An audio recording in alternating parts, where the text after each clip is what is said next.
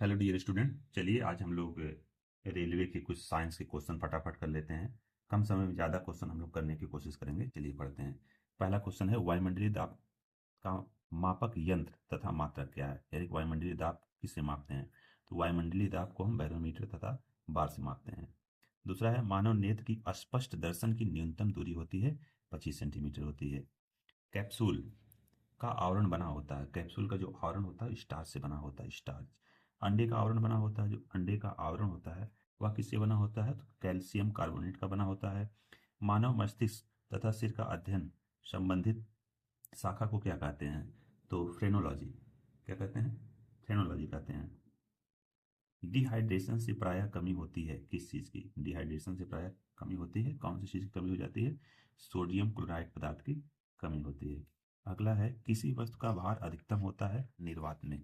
निर्वात में किसी वस्तु का भार सबसे ज़्यादा मापा गया है। अगला है, पौधे में जैव पदार्थ का वहन होता है। तो पौधे में किस पदार्थ का वहन होता है? फ्लोएम, फ्लोएम का वहन होता है। चलिए अगली अगला क्वेश्चन है, सबसे हल्की धातु कौन सी है? लिथियम सबसे हल्की धातु है। और आगे बढ़ते हैं। चावल, चावल की पॉलिश करने से कौन सी विटामिन नष्ट होती है?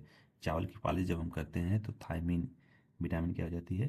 नष्ट हो जाती है। प्याज तथा लहसुन में गंध किस तत्व के कारण होता है? तो पोटेशियम के कारण होता है।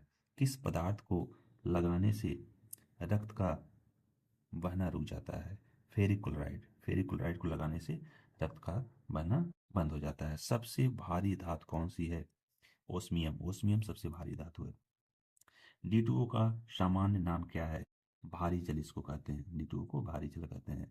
पृथ्वी की भूपर्पटी पर सर्वाधिक कौन सा तत्व मिलता है? तो ऑक्सीजन मिलता है। भूपर्पटी पर यानी कि निचली सतह पर सबसे ज्यादा ऑक्सीजन की मात्रा पाई जाती है। प्राकृतिक प्राकृतिक वर्ण के सिद्धांत की किसने प्रतिपादित किया है? तो डार्विन ने किया है। कौन किया है? डार्विन ने किया है। चलिए, धन्यवाद।